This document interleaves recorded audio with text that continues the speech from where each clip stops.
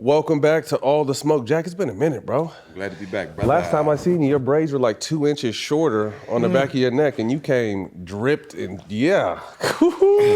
I heard them snapping. You did. Yes, it's good to see you. Good to see you. Man, today we got a good one. Everybody knows how much I'm into politics and policy, and when I got the call from my guy Chris about this one, I was really excited. Shout out to the bros. Yeah, come on, Always Chris and coming Jerron. We got some cool shit coming with them. We'll tell you about that later. But anyway, man, welcome to the show, the Governor of California, Gavin Newsom. Good to be here, man. Appreciate it. My guy. Thank you. That's my guy. It's my guy. Y'all Y'all don't know, but that's my guy. I want to get this out the way off the rip. When you were mayor of San Francisco, what the hell were you thinking when you made April 12th, 2008 Stephen Jackson Day? See, what they don't know is I was in the community way before all the George Floyd, so I've been doing my part. Y'all just don't know. Just tell them, Gav. Look at that. Look at that. Hanging out in Bayview, Man. Western Addition. Hey, we were everywhere. That's it, man. Community. See, he was a community leader back then, not just a leader on the floor. Yeah, you didn't whole see him. different You didn't thing. see him after dark, but I feel you. No. You're all raw that I didn't do one for you, man. That's all right. It ain't like, depending how this thing goes, maybe I can do one, as governor, man. It's like a big damn state. Ain't no telling. And the basketball court is still there as well. We did a basketball court to the city of Oakland. So yeah, tell us about that day and how special it was to you, because we were creating this rundown and Jack's like, he gave me a day. I was like, huh? Yeah, Then I remember you telling me about it. Shout out to Nita Berry that was working for the Warriors at the time. When I got there, I was coming from a situation where I got some trouble in Indy, and it was helping. I wanted to clean my image up. And I was already doing stuff in the community, and Oakland just felt like a bigger Port Arthur. When I Port Arthur, Texas, it felt like a bigger home to me. So I just got in the community, started doing things, and it just felt natural to the point where I was doing something every weekend. I wanted to donate a court, start giving stuff back, and I was honored by you and the city. And it was just something that I never thought I'd have. But as of today, I have 4 days in 4 cities, 4 different states. Can we get a round of applause, please? I'm all over the place now. Started with my boy Gav. Thank you very much. You set the tone, right? Yeah, he set the tone. It's kind of like Monopoly. Maybe you can turn those in for a key. One day. Well, I have upgrade. 4 keys to 4 cities in 4 states. There you go. Man. That's I'm out there. what Y'all just don't know. about. Look at you. I It remember started with you, so I appreciate it. I love that. First of all, I love that you remember that. But also, those days were fun. We started literally going to Bayview, and we did something I never forget around those same years, 2006, 7, 8, back in the We Believe days. And we started doing these basketball tournaments, and we did March Gladness, not March Madness. And it was with the mayor's office, the police department, and with folks in the community. And everyone sort of commingling, everybody working together. And it was just about relationship building, and it was about trust, nothing else. But it was also about bonding with the community and part of the city that people had forgotten about. Right. And we joke about it. It's 94124 is the zip code in Bayview. I come from 94123. That difference, 3 to 4. It's big. Come on. Night and day. Night and day, man. From the Marina District to Bayview. Yeah. And for me, as a guy who grew up in the Marina District, I made a commitment to folks. West Point, Middle Point, I'll never forget.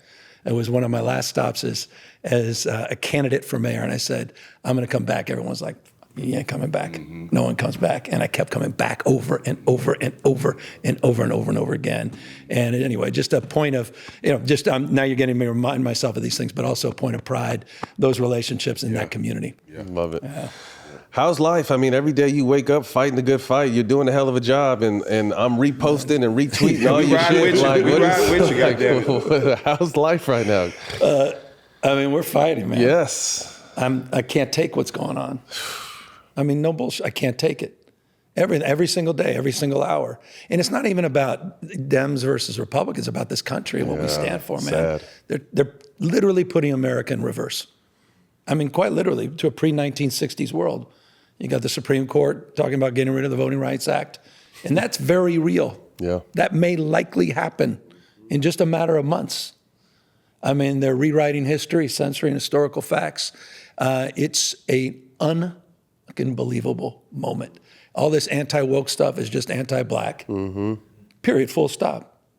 all the CRT, ESG, DEI stuff. That's all this is. It's this great purge, and it's happening in real time. And I'm sitting here, and I feel like, luckily I'm governor, but like we're not doing enough. Right. We're not calling this out. We're not drawing a line here. And again, it's not about Democrats or Republicans. It's about who we've right and wrong, man. Yeah, right it's right and goddamn wrong. Daylight and darkness. I feel like anytime you want to make it harder to vote, that means you can't stand and win with your policy. Anytime you want to make it tougher for people to have access to what our rights are, you can't stand on what your policy is. Period. I mean, look, come on.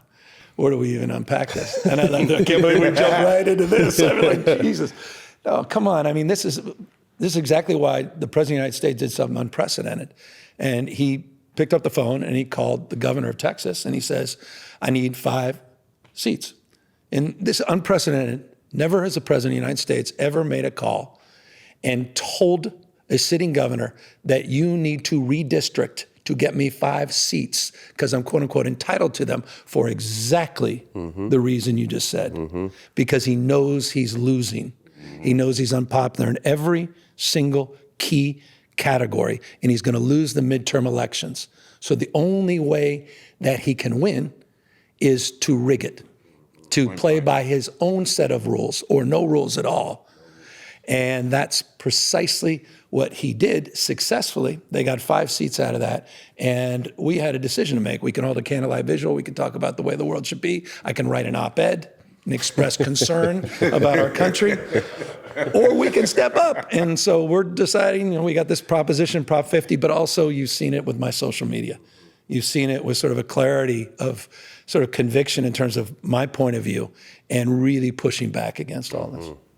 We had some great memories when we were in Oakland. We had some great times. The city was totally different. 2025, the crime and theft are down.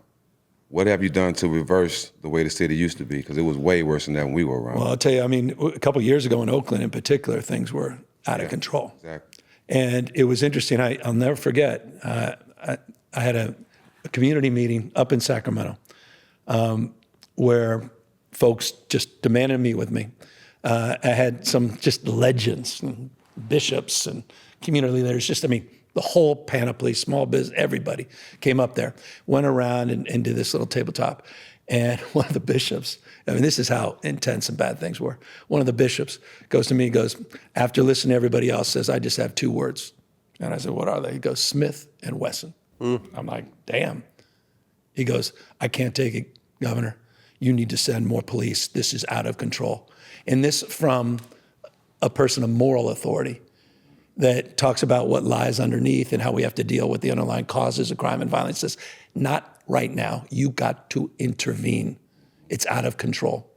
And we did that with their permission, with this community support. Right. The head of the NAACP encouraging and supporting a new partnership with our California Highway Patrol just to put bodies on the street and just to distill a sense of well-being as we began anew our efforts to address some of the more systemic issues. But that was a moment of clarity for me, that the community was like, don't give me your 10-point plan that's going to manifest over 20 years. Right. We need it now. And that arrested a lot of anxiety. And as a consequence of that incredible community work and a lot of systemic change, things have turned the corner. San Francisco's, their homicide rate's a 70-year low. We did the same thing in San Francisco. It was an intervention both in San Francisco and Oakland. We've done it now in Bakersfield and San Bernardino, partnership, new one here in Los Angeles, just about a month old. And again, it's just about recognizing new realities. It doesn't mean we walk away from our values, our core values, doesn't mean we walk away from these long-term systemic investments. But at the same time, we've got to meet the community where they are. It's a 2-part question. We know it's a lot of work to do in Oakland to get it back. But what are some things that they can do to bring Oakland back to life like it was when we was playing there? Like it had some life in the city. And also explain Oakland at the purest form when you remember it. Oakland when it was at its best. Come on. I mean, I've known Oakland for 50 years, man. I grew up in San Francisco, ended up moving to Marin County, spent half my time in Marin City. I have 2 foster brothers that I got to know that became foster brothers because I spent so much time in Marin City from difficult families. And, one of my closest friends, Marshawn Lynch, who is Oakland, personified. Hell, we started a podcast together, Politics. I love it. And Marshawn's passion for Oakland, I mean, second to no one. And getting me out there, walking the streets, going on these bike rides with Marshawn, which is a whole nother thing. Okay, just, like the one, who's the odd man? Who's that guy with the tie on? What the hell is he doing? And sort of trying to just do the thing you can't do through legislation. Right. You can't legislate spirit. Mm-hmm. You can't legislate pride. Got to manifest it, to your question.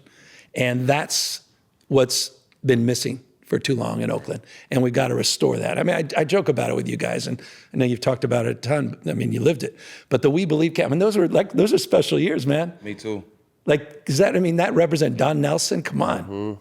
Next level. I mean, Steve's family for all of us now, but not what that represented with you guys, sort of that peak and outperforming and falling short. I think you guys had some crazy ass. I remember it was the NBA version of the Bad News Bears. It was the Bad News Bears. Yeah. But there was a spirit to that. You walk into that. There was no other arena like that. No other arena like that. With all due respect to what we have now, you walked into that. That was a different. It was energy. I mean, I had Steve, because I went back and finished my career there and won a championship and retired in 2017. But I was talking to Steve, and he was just like, "Hey, I was doing TV at that time, and to this day, there's never been a louder arena than Oracle." Awesome, he's like, despite all the greatness this team has had and accomplished, he's like, there was never anything. I want to kind of piggyback on the sports side, because obviously Oakland is the first city in the history to lose all three professional sports teams. And I'm sure that has a lot to do with how life is over there now. Oh, man, I grew up the Ricky Henderson days. Oh, my God. My favorite player. One of my favorite TV commercials, like a countdown clock. It was just his hands going like this. It was like 5, 4, 3, 2. And then it was like, Jesus. Run, Ricky, run. I mean, come on. And so just watching, obviously what just happened with the A's and into Vegas, we tried everything we could to help Oakland with the Raiders. And I'm close with Mark Davis, and I consider him a friend today. It's no indictment to him, because I know people really turn on him. I don't think this, I know this, how he went the extra mile over the course of years, saying, just help me close this gap. Help me figure this out. Yeah. He was sincere about it. Yeah. And I also, candidly, was part of the problem with the Warriors. Let me be full disclosure. I was sitting there as mayor of San Francisco, and there was all this buzz about maybe they'd move, and I'm mayor of San Francisco, and I'm like, And there was that sort of temptation as mayor to be competitive, and I'll never forget this. I don't think I've ever shared this.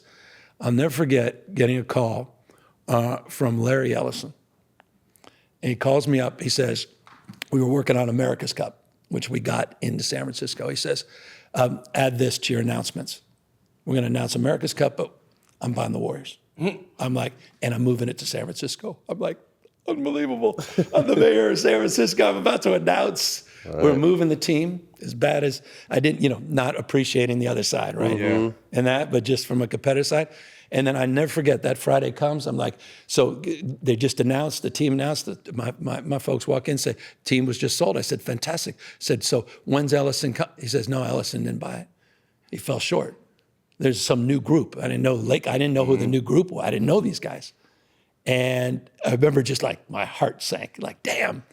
And then I became lieutenant governor, and the next mayor announced the team was moving to its original site. But look, to your point, man, no city's been devastated like. And it was a city that punched above its weight too. Yeah. Oh yeah. Right? I mean, how the hell? I mean, the Raiders. Fred Biletnikoff and Kenny the Snake Stabler, Hendrickson, all these guys, man. Branch. That's my second cousin, Branch. Is that right? Yeah. See, that's next level, man. You should have started with that. It'll give me credibility. That's legit. When they moved the Warriors, for a lot of us guys that was there doing the We Believe days, it kind of killed us, because we weren't just playing for like the city and team. Like the people that worked there, it was a lot of older people that worked there that was surviving off having those jobs in Oakland. And when that left, it like, it's like, what about those people? You know what I mean? That's what when they left. That's the only thing I didn't like about the team moving to San Francisco, because a lot of people there, their whole life worked at that arena. Yeah. You know what I mean? And a lot of livelihoods was taken from them.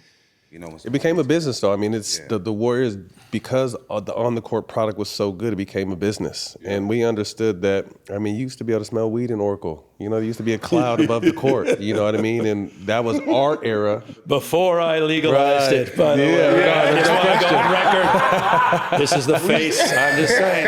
You may love me, may hate me. This was before. We'll talk about that in a moment. But, it's interesting. What you just said, it's so interesting. No BS. When Marshawn went back, left, obviously, Seattle, retired, and then decided to play another year at Oakland, he literally, I'll never forget, I said, what the hell are you doing?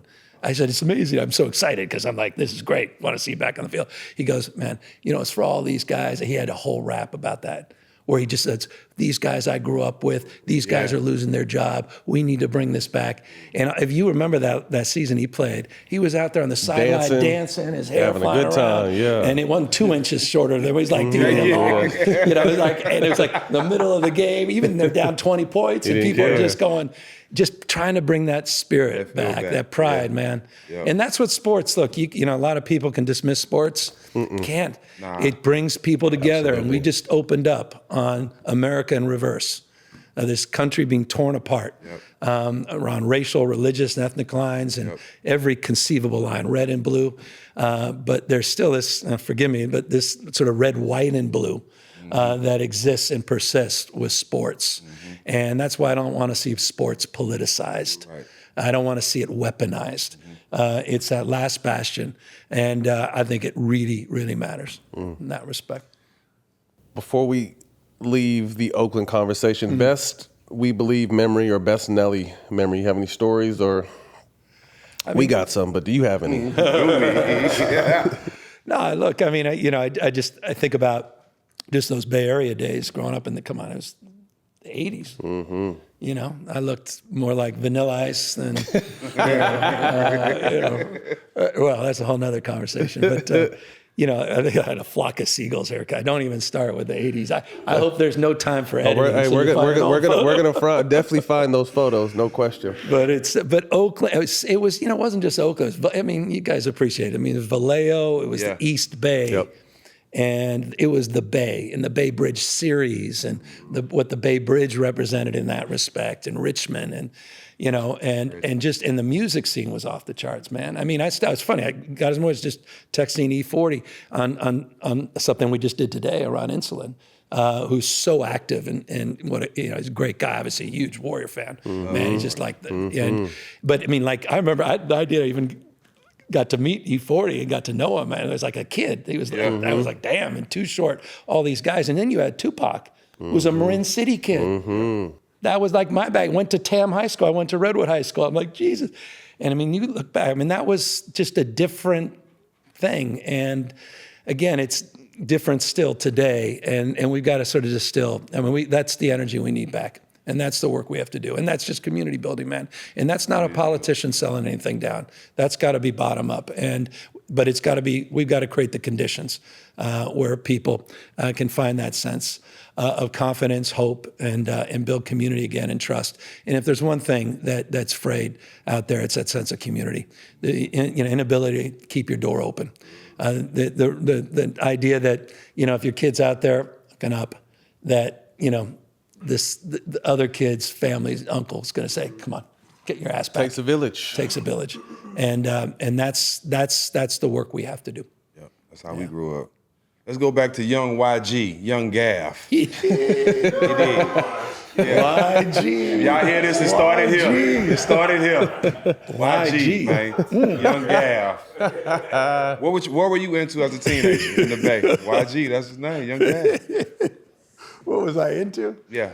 Baseball. I heard you were a baseball guy. I was star baseball player. I was obsessed with.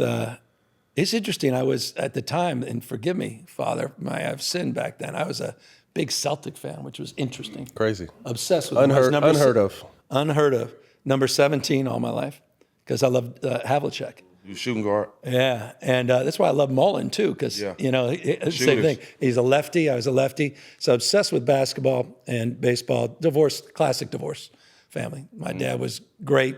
Later,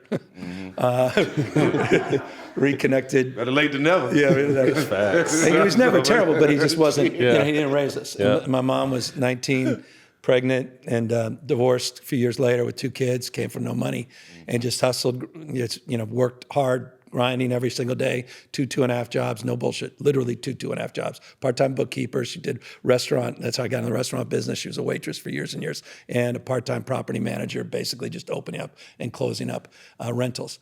And she just taught me hard work and grit. And I struggled, couldn't really read or write. Bounced around a bunch of different schools, and she said, "We got to get out of San Francisco. You're falling behind." I had pretty severe dyslexia, and we ended up in Marin County. And she just hustled, man. We had roommates all the time because she couldn't afford the rent. In our garage, there was a car. I always said it was my car. It wasn't my car because we were renting out for $50 a month so someone could store their car.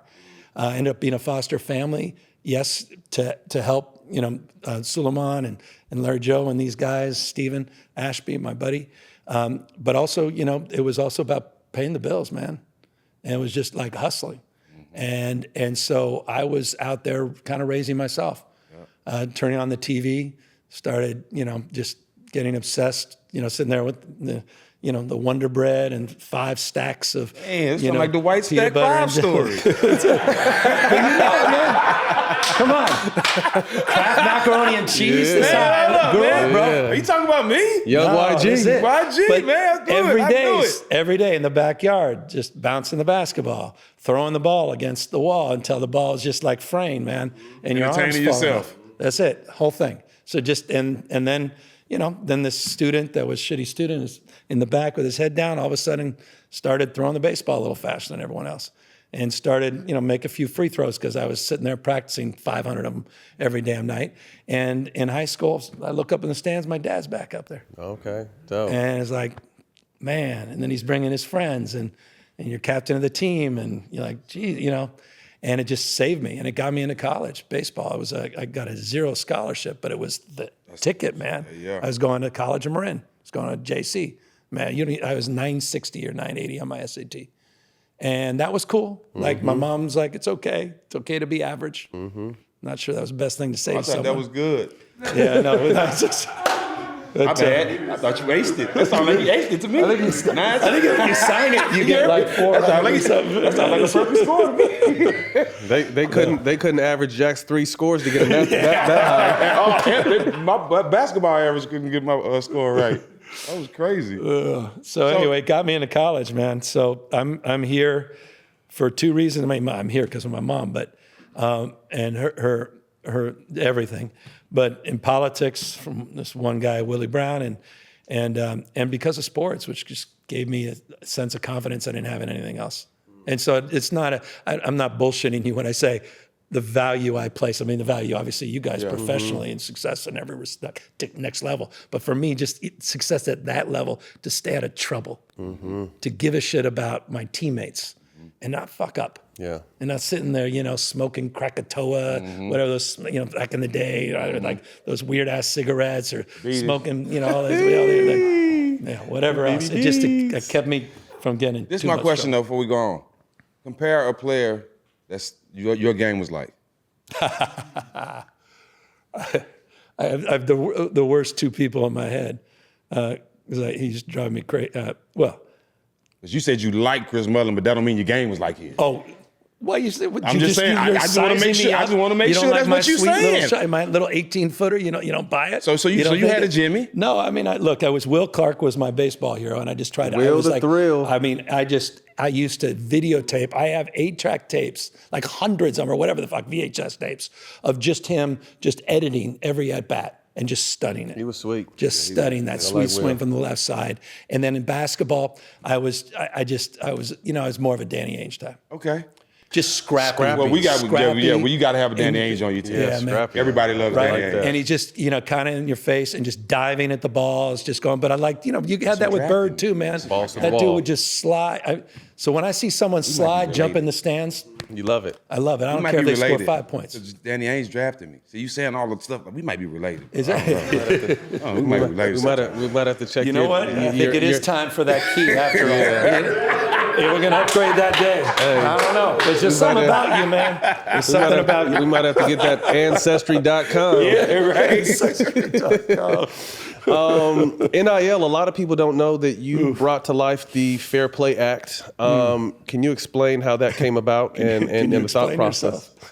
Can you apologize to everyone watching? Well, I think, in fairness to you, I thought, and we all thought, obviously, athletes should be compensated for what they're bringing to the table, for what the schools have been making off of our backs and not touching. Obviously, Ed O'Bannon is a brother of ours. I think right now it's got to where it's kind of the wild, wild west. But at the same time, I think it has to be something because at the end of the day, 99% of student athletes don't go pro. Yeah. So. No, for all those reasons, I signed it. It's interesting. I signed it with LeBron on the shop. It was kind of wild. I brought the bill. I've never done that, and did it with him, which was wild on every level. And but it was important. And Ron and his team were unbelievably helpful in helping us get it across the table because we're the first in the country to do it. And it was all just this notion of NIL, name, image, likeness. And I didn't know about the portal. I didn't fully appreciate it. Hell yeah. Is that right? Yeah, phone starts ringing. Is that?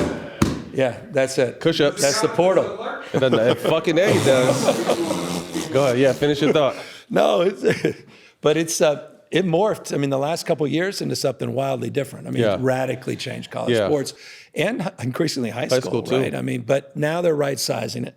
They're sort of they're figuring it out. Yeah. I think it's sort of finding itself, and we're finding our path back. Yeah, I think there needs to be some regulations in the portal. I remember back in our days, if you transferred, you had to sit out a year, whatever. And I don't want to be that drastic, but kids shouldn't be playing for 4 different teams in 4 years. We're also going to talk, kids shouldn't be 26, 27, 28, those are grown men I'm talking about, but still in college playing and taking the opportunities away from 17 and 18-year-old, because to me, college is supposed to be a development stop and obviously a free education for athletes that get their scholarship, to hopefully spawn off into the next level. And one thing that's really bothered me, obviously I'm a father with kids, I got 4 sons coming down the pipeline, but you see 26, 27, 28-year-old dudes playing sports, like, come on, bro. Like, go get your education. The shit is over. You know what I mean? So I just feel like there needs to be, as a father, I feel like there needs to be an age limit to be able to play sports. And I understand some people go on missions and all this kind of stuff, but I think there should be an age limit. I think there should be some portal regulation. And then, like you said, the NIL, the money side is starting to kind of regulate with what the schools are getting. Yeah. But again, I think overall it was a great idea, and it just needs some more boundaries. No, total exploitation, man. These coaches getting $25 million contracts, these kids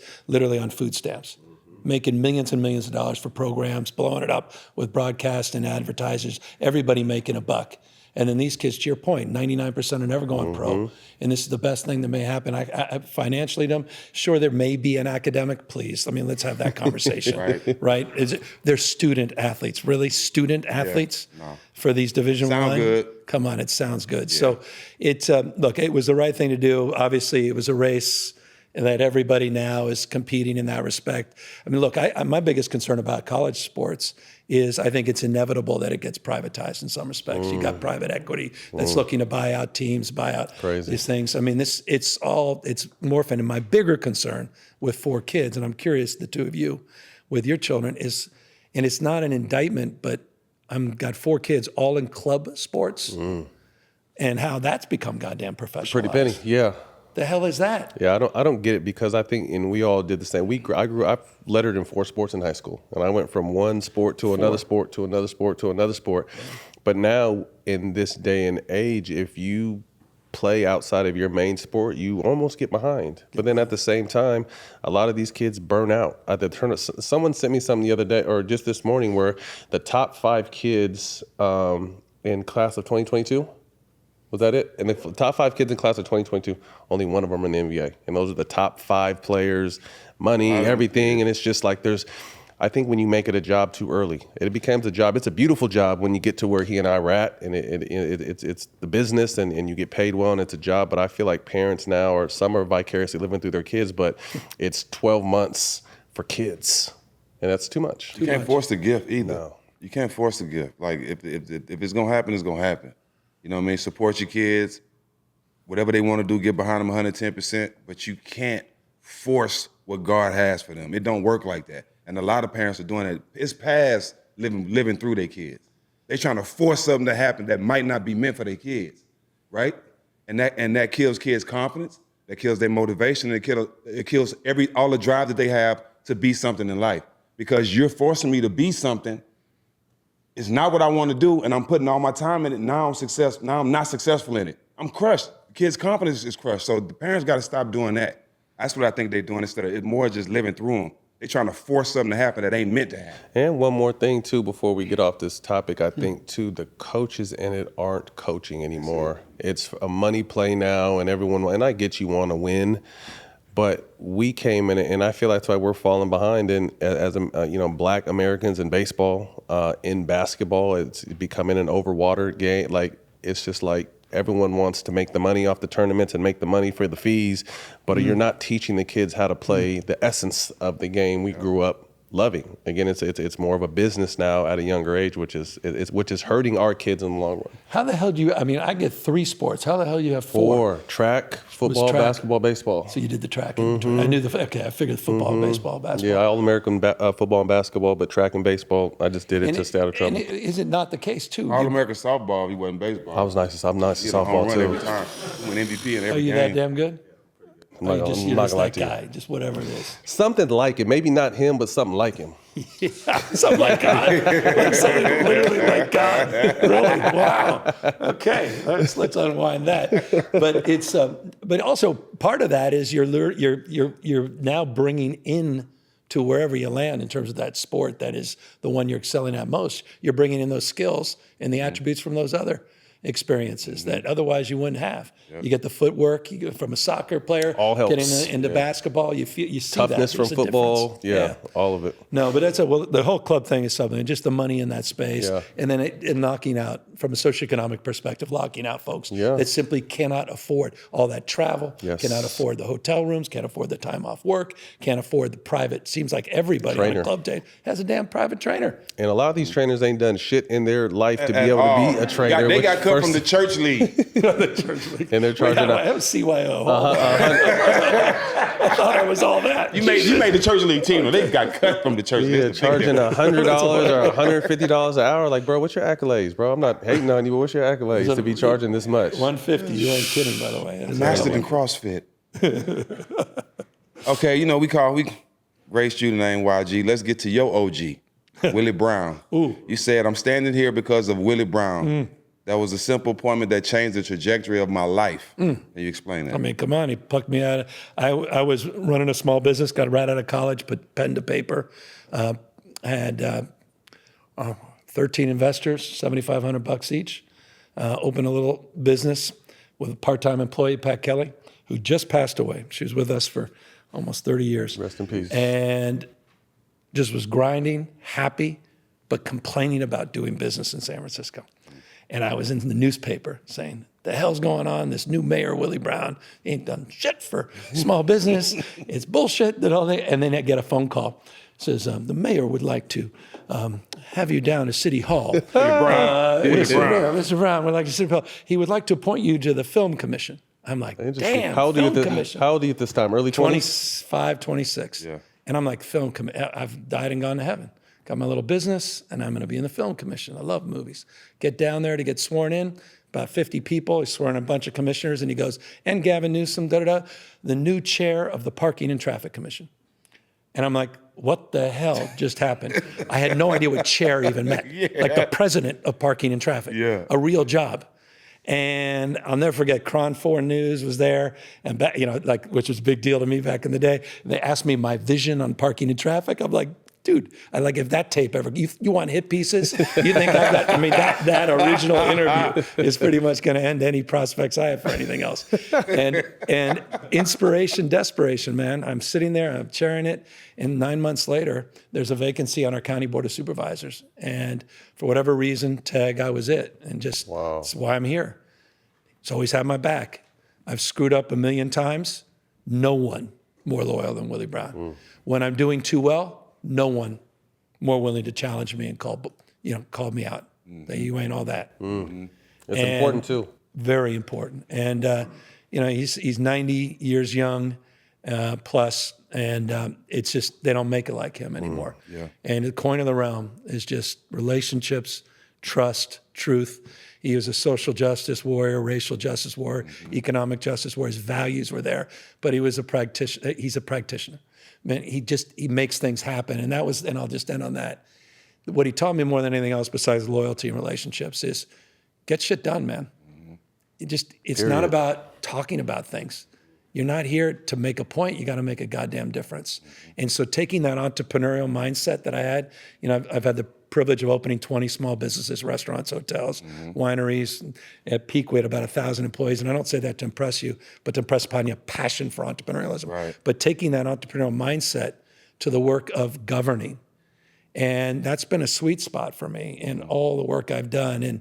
And Willie Brown was the one just that created that platform and that opportunity. And so I'm humbled by that. I have grace and humility that I didn't get here, quote unquote, on my own. But I had to do, once that door is open, you gotta perform.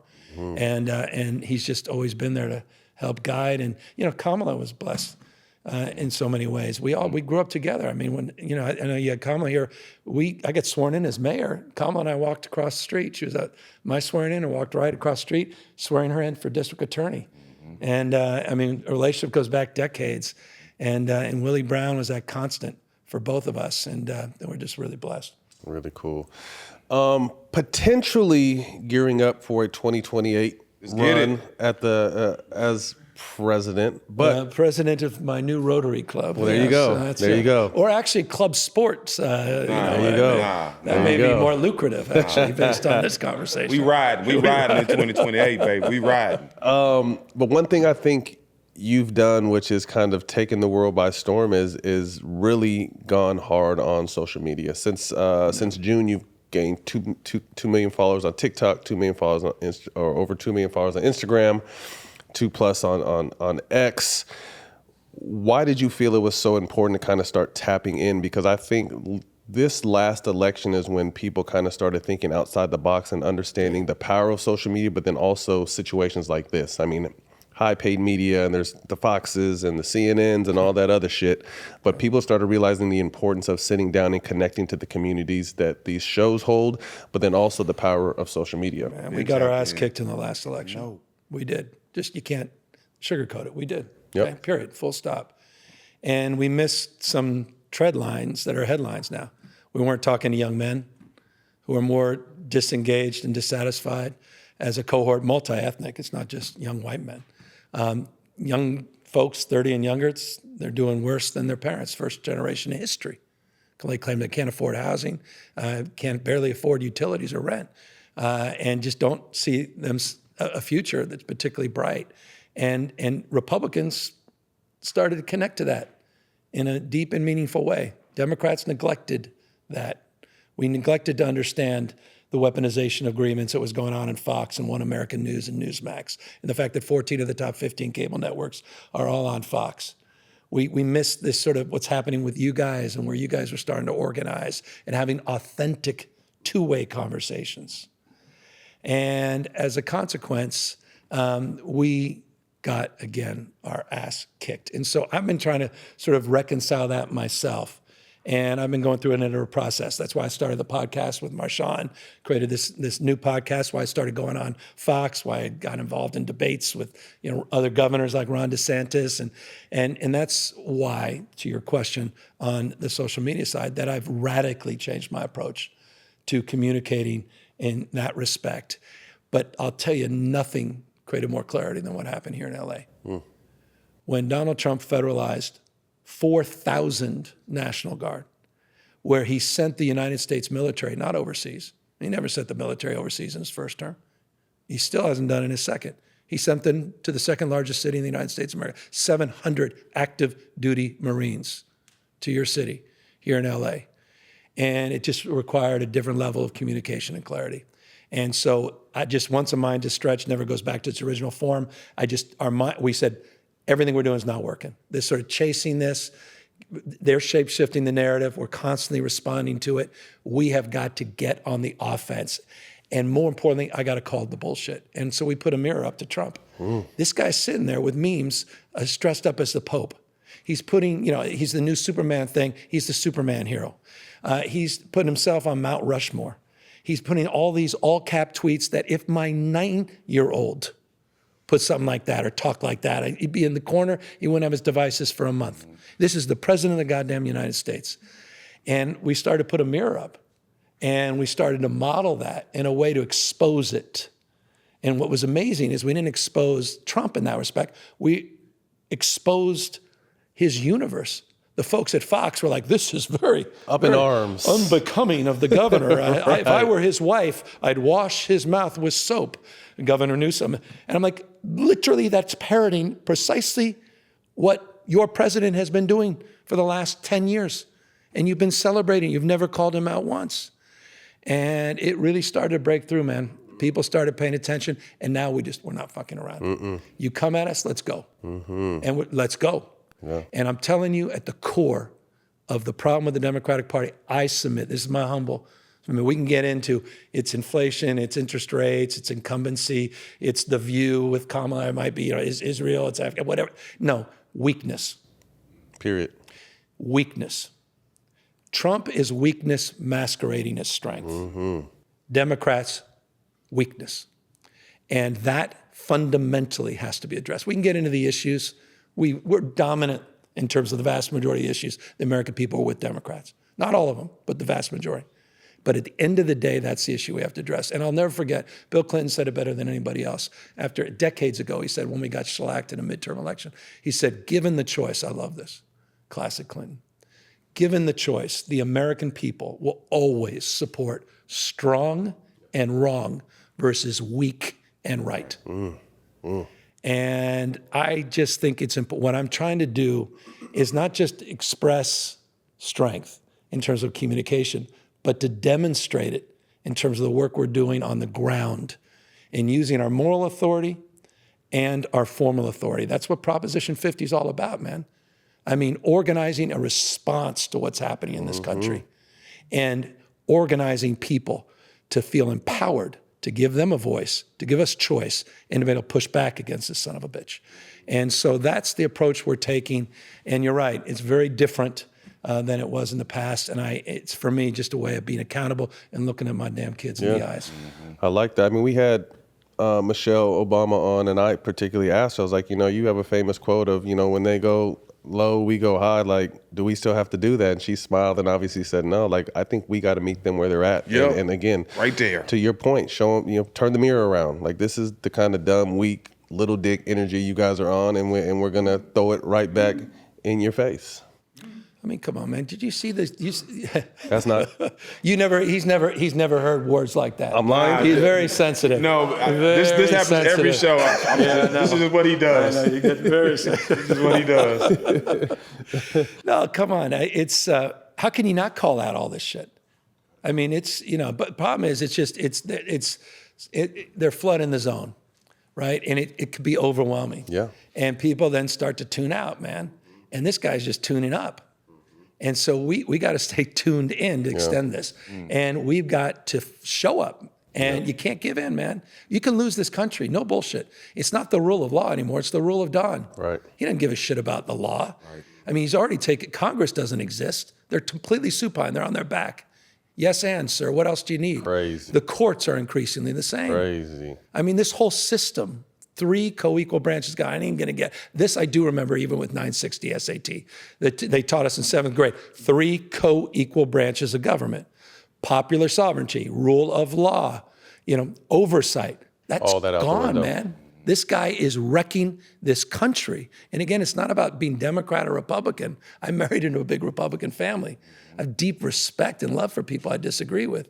On our podcast, I had Charlie Kirk on, had Steve Bannon on, I had guys that were running my recall campaigns, literally the people like Newt Gingrich that were literally leading the effort to get me recalled as governor. I want to reach out to folks I disagree with, man. Understand them.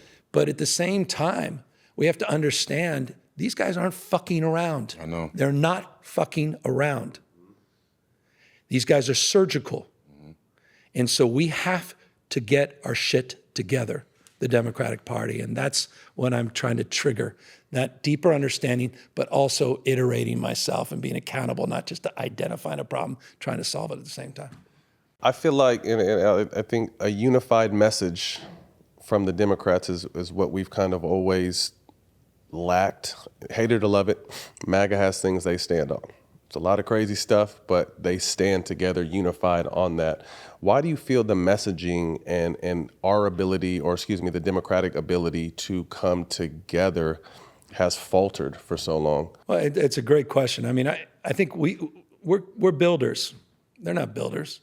This guy's got a wrecking ball. Tearing things down is easy, man. It's easy. I mean, building things up, putting the scaffolding. You had Kamala up here. We talk about the IRA and the Chips and Science Act and the infrastructure bill and the work they had to do with Safer Communities bill. Each one of those, that was hard work, man. 400 bipartisan bills, building things. Obamacare, building something. Wrecking it, taking it away, ain't no damn nobility. That's easy to do. And in so many ways, it's unifying for those that feel they're struggling, don't understand why, their needs are not being met. I mean, at least this guy shows up and says, I see you. Back to young men. Trump said, I see you. I mean, his prescription's been shit. He promised you you'd be wealthier and healthier. You're poor and you're sicker right now in the last 9 months with Donald Trump. But it's not about that. And so I just think showing up where people are, listening to people, showing respect, don't talk down to people, don't talk past people. We could be a little too precious sometimes, Democrats, and a little too... Too by the book. Yeah, a little virtue signaling, a little bit, sometimes talking... We've got to watch all that. But I think fundamentally, the organizing principle can't just be about what we're against. And right now, it has to be in the context of the situation, which is Trump and Trumpism. We've got to push back in the immediate. But to answer that question in a way that is affirming, where you see yourself in that vision, where you feel heard, that you feel you are part of a journey that we can go on together. That has to be the defining framework and principle moving forward as we transition away from this situational struggle with Trump to getting our party back on track, a positive alternative vision.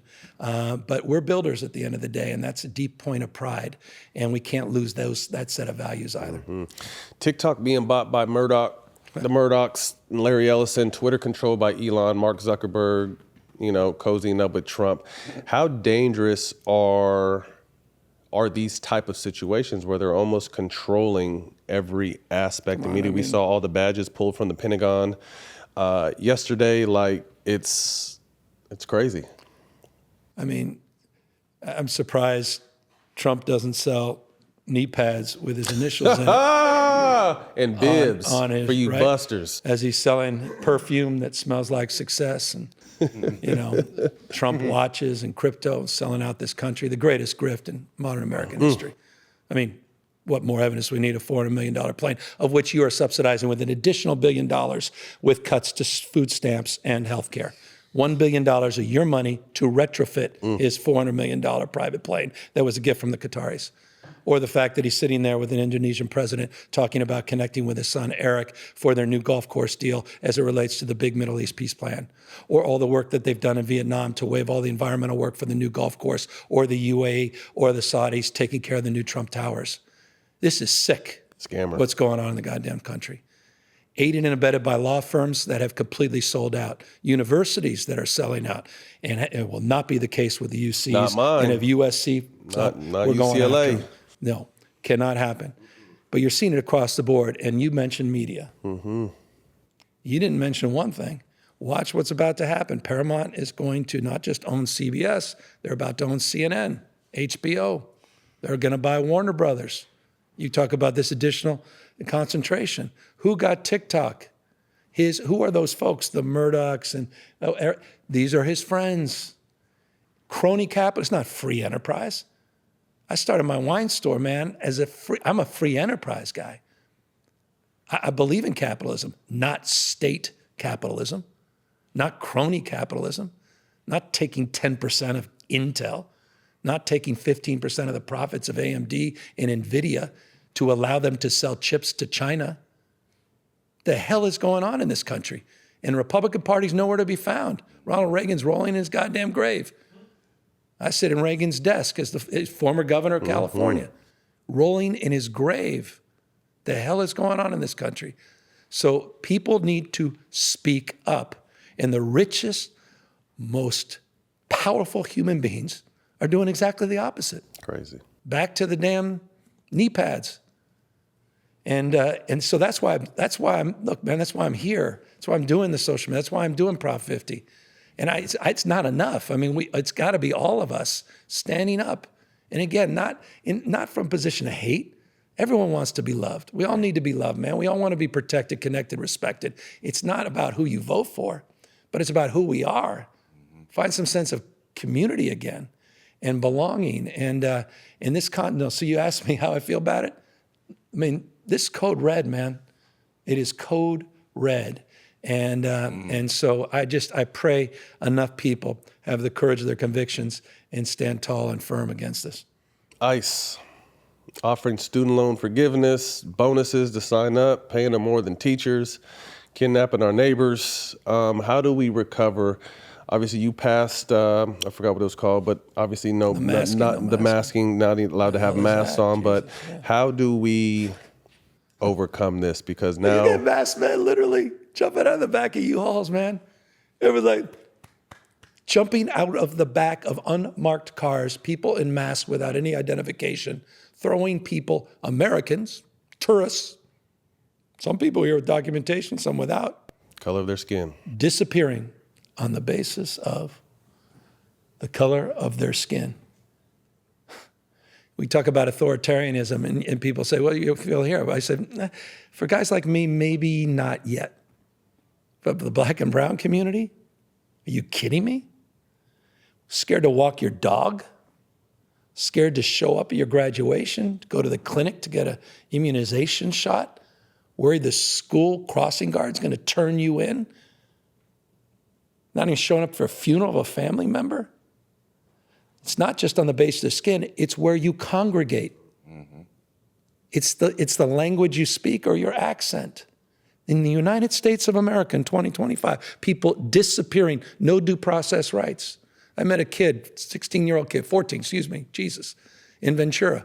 Couldn't even talk to me. He was literally bawling. Every time he tried to talk, he was like literally curling up in a ball. His mom and dad disappeared. He couldn't get back in the house. He has no brothers and sisters, no aunts, uncles, cousins. He grew up in Ventura County, speaks perfect English. His mom was going with her husband to the same packing facility in Ventura, and they smashed the window and they disappeared. That's America.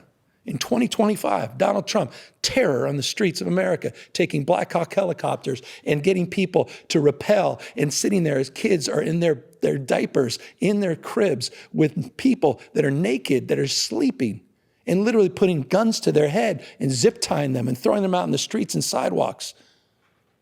That's happening in America right now today, Donald Trump. So this is serious. And it's happened in this city. First city was terrorized, continues to this day. Now you got it in Portland, you got it in places like Illinois. They've threatened San Francisco yesterday. This is a serious moment. And so, yeah, we did the first bill. I was proud to sign the first bill saying, take your damn masks off. What are you scared of? What are you afraid of? Show your ID. I want to physically see it, and I want you to pull it out. I mean, I don't know. I read the Bill of Rights. I read the U.S. Constitution. I mean, I know what habeas corpus is. The president was asked about it the other day. He said, who's habeas? Literally said that. No, Look it up. I'm not bullshitting you. Wow. President of the goddamn United States said, oh, you asked them about habeas. Again, this is a 960 SAT, guys. Can't call it, man. Ask them about Havius. UCLA, my alma mater, is under attack. Can you explain what the Trump administration is trying to do and how you were trying to counter that? Well, everyone was selling out, man. A lot of people bent the knee. I mean, University of Pennsylvania, you obviously saw it happen at Columbia and Brown University, and then there was a big announcement, at least in the New York Times, that Harvard was about to sell out. And then he came in, he wants $1 billion fine. Let's just understand this. He wants $1 billion from UCLA, from your alma mater, because of alleged anti-Semitism that has all been cleaned up. And in fact, the Anti-Defamation League called out California as the leading state in terms of policies to address anti-Semitism. Hell, the Wall Street Journal just called me. I didn't think this was possible. Actually had a positive editorial calling out the work we're doing in the state to address anti-Semitism. And he's now assessing a $1 billion fine. This is the same son of a bitch, President of the United States, who had dinner with Nick Fuentes, lecturing us about anti-Semitism. The same President of the United States who hasn't said one damn word about these young college Republicans and young Republicans, period, some as old as 30, that were out there referring to certain communities as monkeys, watermelon people. I won't even get into the N-words. 2,900 pages. This just happened the last 48 hours. President has said nothing. J.D. Vance has said nothing. Send him to the gas chamber. We love Hitler. Won't even get into all the other stuff. JD, not to cut you off, JD said we're too focused on kids being kids, and none of these people are kids. These are grown-ass men and 30-year-old women. members of the state parties Yeah. working for state representatives on, man. from New York State all the way to Arizona. Ridiculous. And J.D. Vance said, well, they're just edgy. Right. And then he decried cancel culture. Really?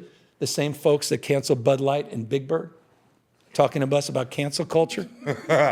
Goddamn break. I got a question, too. Sorry, man. I need some more coffee. Yeah.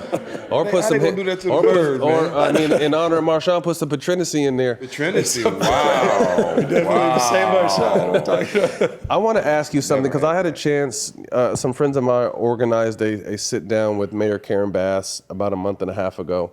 And obviously, California is a big, beautiful state who's easy to attack. And I feel like, again, this kind of goes back to messaging. The positive steps moving forward are never highlighted. It's always the small cracks or the lies that are perpetuated and blown up into a big situation. How do you feel, outside of the mission you're driving on social media, how do you feel that people that know and love California and really know what's going on, how can we help push the truth along and help get the truth out there, what is actually going on step by step in the wins that we are succeeding? Because they want to talk a lot of shit, but everyone, fourth largest economy, I mean, I know you have the numbers, but everyone loves California. It's expensive. Yeah, but everybody loves California. So how can we, as a unit, as a group of people, help push the right message? God, I love that. You know, and you guys can appreciate this, as successful as you both are. You're nothing but a mirror of your consistent thoughts. Whatever you focus on, you find more of. Period. Full stop.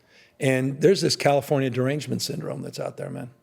It's out of control. It's a whole industry that's been built upon bashing California 24/7. I mean, Fox was built on it. I mean, Trump is, it's 24/7, just it's a war with this state. And I'm struggling with this, and I love the question. I appreciate you asking this question, because we need help. And no one's gonna deny, every state in this country is struggling with affordability. Every state in this country is addressing with the issue of homelessness. I mean, homelessness went up 18.13% last year across the country, went up just 3% here. Still unacceptable. Unsheltered homelessness was flat last year, went up 0.45%, lower than 44 other states. They never mentioned any of the other states that saw double-digit increases. They don't mention the other states that have affordability crisis. 7 of the top 10 murder states are Republican states. The highest states with deaths of despair, issues of maternal mortality or infant mortality, the lowest wages, the lowest productivity rates, the taker states, all these red states, they don't mention it. But they go after the state of California, that's a donor state, at $83.1 billion last year, more that we gave the federal government than we received from the federal government, dominating in every fucking category. Give me a major category this state dominates in manufacturing, dominates in two-way trade, dominates in venture capital, dominates with more engineers, scientists, more Nobel laureates. No one even comes close. 5 new Nobel laureates from your damn UC system. Trump, 0 last week. California, 5 in terms of the new Nobel laureates. AI, center of the universe. We have no peers in quantum and fusion, center of the universe, most diverse state in the world's most diverse democracy, point of pride, ability to live and advance together across our differences. 4th largest economy in the world, $4.1 trillion a year. Eat your heart out, Germany. I mean, this is unlike anything we have ever experienced, a state that punches so much above its weight. 14% of the US GDP. We're the tentpole of the US economy in terms of innovation and entrepreneurialism.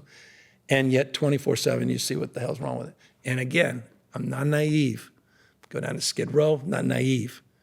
We talked about Oakland, some of the challenges, turning around. My old city, challenges, very much turning around. And we're making progress. We're punching. But we do have a challenge, and that is really celebrating our wins, man, as opposed to the triumph of all the negative that comes out, and everyone just sort of coloring that in and making it so much bigger than it is. Coming down the home stretch, from Tupac to NWA to Kendrick Lamar, these all California artists who have global voices for justice and change. What do you think it says about the state's role in shaping not just hip-hop, but kind of the democratic culture? And not to forget that you actually signed the bill to protect lyrics. Oh, yeah. As well. With Too Short and E40 and Jay-Z and others. Kraft was a big part of that, man. That was huge. Good dude. Was really great. That was huge. I appreciate that. That was huge. All those guys came together. We had a meeting that really brought that issue home to me, man, in a really powerful way. I was so honored to be part of that. And Kendrick, our state poet laureate, from my perspective. I mean, come on, man. I mean, you didn't even add Snoop in those guys. And, I'm running around with my Snoop Skechers everywhere. I usually am wearing. Everybody benefited why from am I that, not though. wearing my Snoop? Sorry, Snoop. Sorry, brother. Yeah. He's stupid. But it's, that's, again, what makes, I can go on for 45 more minutes about what makes California great. I mean, I just spent last week, we were highlighting some nation-leading test scores as it relates to every grade, every classroom, every cohort, African Americans, Latinos, and Compton Unified School District. Talk about Compton, man. One of the best urban school districts in this country, crushing it. I mean, and then you start thinking about Compton and the history of Compton. Crazy, right? Just, and who came from out of Compton, and the music and the culture, talent, arts, and the expression that's still alive today. And the success, but back to, that's a picture that's, again, would never be painted in the national media. The success of Compton Unified School District or LA Unified School District that also had back-to-back years of significant growth. After years of struggle, we got a great new superintendent, amazing things happening. But we started with all that music scene up in the Bay Area, the music scene down here, but the artistic expression. We do the California Hall of Fame every year. And the biggest problem is man, we have to just pick 10 a year. I mean, there's no other state that comes close. You're like, oh God, I didn't know that person's from here. It's like in every category, the folks that come from this state, because we have a state of mind, man. This sort of quality of imagination. The future happens here first, where America's coming attraction. And that mindset persists, I think, in every aspect of our culture. And I think that's the job of leaders, Karen Bass, me, others, but leadership could be found anywhere. And this notion of defining leadership in those terms, not positions of formal authority, but those leaders in the community, those with the moral authority, back to community building, back to Oakland, man, back to that sense of pride and spirit, the things that the elected officials can't create, man. And our job is climate control, create the climate. It's not command and control. That's Trump selling down his vision. It's about creating those conditions where success becomes irresistible, man. It just appears. There's no denying it. And I think so much of what is expressed in the context of our music scene is expressed in that respect. You might not be in the California Hall of Fame yet, but me and you both know what Hall of Fame you are in. Yeah. we'll talk about that later. Quick hitters. First thing to come to mind, it could be the most important question I've asked you all day. Jesus. As the president of the hair club, what is your hair routine? Up top, hair club president. What's your hair routine? Hair club president? Yeah, I'm the president. Seriously, you're Self-proclaimed, yeah. It's nice, yeah. This is me. He's gonna do that about 10 times during the show. Because I got to make sure. I got to make sure the What product do you volume use? stays. What do you got? What do you use? What's the product, man? What is it? Seriously. You want to really know? No. Oh, God. You want to really know? You have your own product now? No, it's you should. Jergens. The lotion in his hair. Just a little squirt, fresh out of the shower, and just rub through. You seriously just do Jergens? That's it. Nice. It's Italian and black right here. Send the check, Jergens. Send the check, Jergens. What do you? Straight up. I know, His shit is malnourished. Don't ask him nothing. It's malnourished? Yeah. It is. What do you got? What do you do? I'm 47 with a full hairline. My hair's still growing. You see that? See that? Whoa, it's taking him 7 years for him to get to the back of his neck. This is not a marathon. It's not a sprint. This is a marathon. Excuse me. Yeah. It's a marathon. So inquiring minds want to know, you still got a nice head of hair. What's your man. routine? I remember in high school, we just had our 40th reunion. I swear to God, this person, Tracy's her name. She comes up to me. She goes, "You remember me?" I said, "Oh, I think I remember." She goes, "Remember, I was the cheerleader for basketball." I was like, "Oh, yeah, Tracy Green. Tracy, how are you?" She goes, "Do you remember the cheer?" I said, "What's the cheer?" She goes, dippity-doo, Gavin, we love you." Oh, yeah. I'm like, damn, dippity-doo was my go-to hair back in the day. That was it. It was dippity-doo. Dippity-doo. I'm so glad we get to edit this out. Thank God this is, that we got final editing rights here. But so that's how I started with dippity-doo. And now it's just some weird styling creams thing. I don't know what that is. Still working, though. That's it. Congratulations. Come on, man. It's gray, though. Still I looking good. got to do the Just for Men. Nah, don't do it. Keep it. No dyes. You actually look the same since last time I seen you. You don't look too much different. I appreciate you, man. Aging well, my brother. He's going to get his key before you do, man. Yeah, it's okay. I'm with him, so I'll be right behind him. Yeah. Whatever comes from being real, I'll take it. One album you can listen to with no skips. Ooh. Think about it. Oh, come on. I mean, the idea of an album is strange, too. Right. Because that ages me. Yeah. That's just weird. I mean, that brings me back to like Pablo Cruz days for me. Vinyl, Your Earth, Wind, and Fire, and cassettes. ELO, and back when I remember buying those first bro. albums. Yeah, literally, that was kind of the mindset. I do love my Pablo Cruz. I mean, back in the day, I think I still have those albums, old Billy Joel albums, et cetera. But no, it's so different. It's so curated now. Yeah. It's so wildly different. And it's like, and I'm all over the damn place. With like, I'm like in this country music phase now. Okay. Yeah. Which is hard. Which also has a lot of crossover appeal. Yeah. Right? I mean, absolutely. it's like, yeah, They're saying a lot of real shit in country music. Like I had some friends that went to high school, like, I'm cool. Like, listen to what they're saying. I'm like, oh, they're really telling the story. I mean, they're drunk and fucking with their dogs and doing all kinds of other shit, but they're telling a real story. One of the hottest songs this year has been a mashup with a country song and an R&B beat. That's what they've been dancing to. I can't think of the guy's name, huh? Shabuzi. No. I don't want to go downtown. This is what I used to. That song. They're back with another round. The one they've been doing the dances to. His name Waller.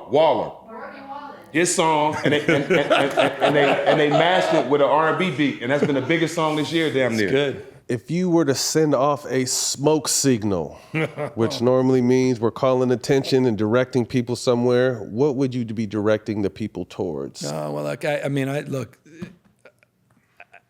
forgive me for being a little selfish in this respect, but this ballot, man, November 4th, Huge. just the whole thing.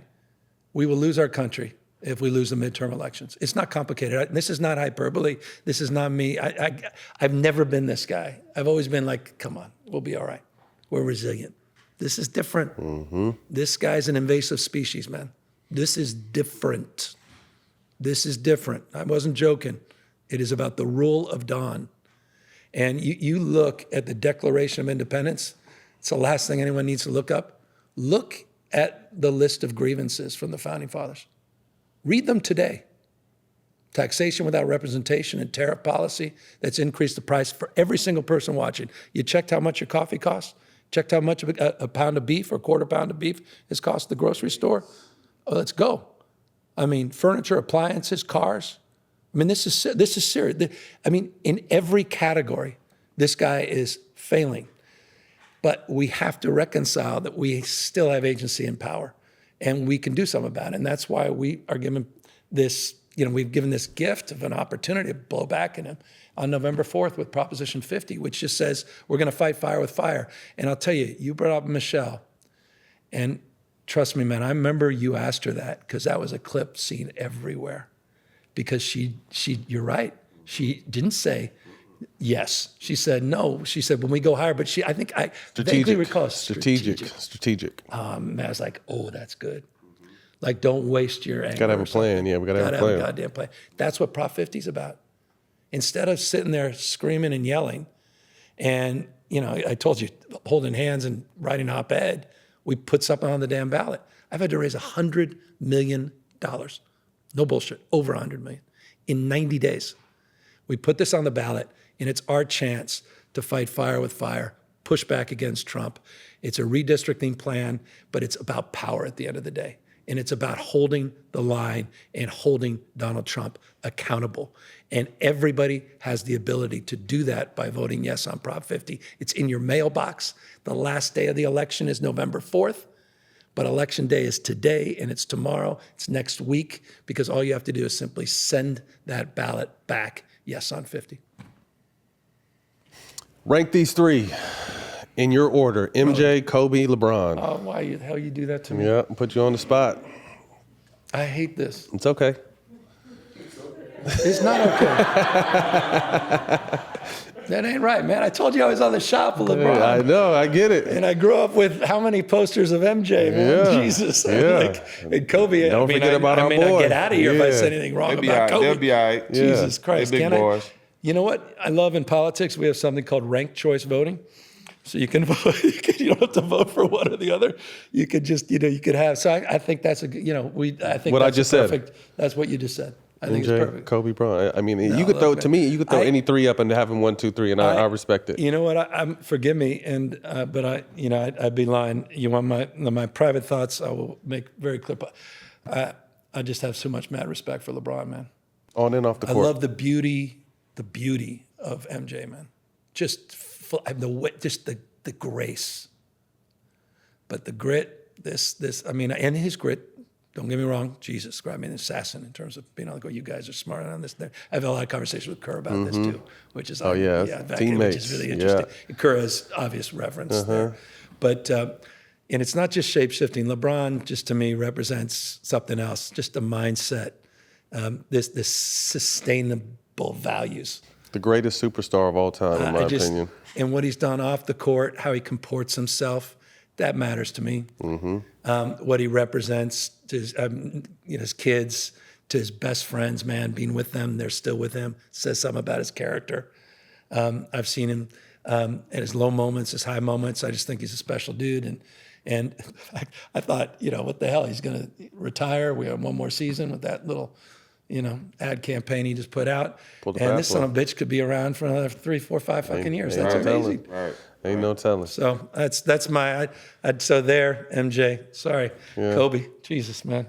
No disrespect. Tough call. No disrespect. That's my list. Yeah. Am I going to get out of here? You're good. We don't have to talk about the Dodgers? No. Okay, they're going to be. If you could see one guest on our show, who would it be? But you have to help us get your answer on the show. Yep, got to go in that Rolodex of yours. Yeah. Well, I want Donald Trump on the show. I said that too. Ben said that. I'm cool with it. I got some questions. And he's one of those guys.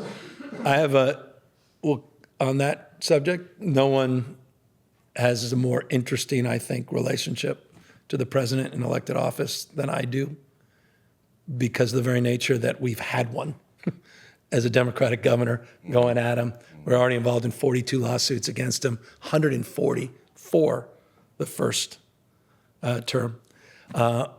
Say lawsuits? Lawsuits. Against him. I better not ever go to jail for nothing, bro. I'm gonna do some shit just to see when y'all check y'all temperature, bro. This shit is crazy. Hey, My bad. Remember, bring it back. Yeah, remember what color you are. Right. Chill out. Oh, man. By the way, you have nothing to complain about. He's the only, that son of a bitch he said Newsom should get arrested. So he's already called for my arrest, which is Crazy, something. right? And by the way, and God is my witness, I sat down with our lawyer to actually game out what that would look like.